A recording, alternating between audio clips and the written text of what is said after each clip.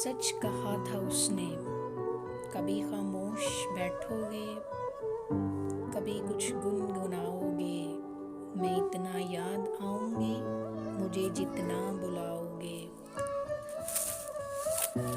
कोई जब पूछ बैठेगा खामोशी का सबब तुमसे, बहुत समझाना चाहोगे मगर समझा ना पाओगे।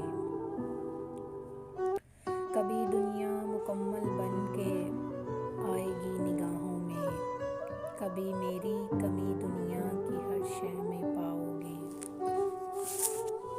कहीं पर भी रहे हम और तुम, मोहब्बत फिर मोहब्बत है।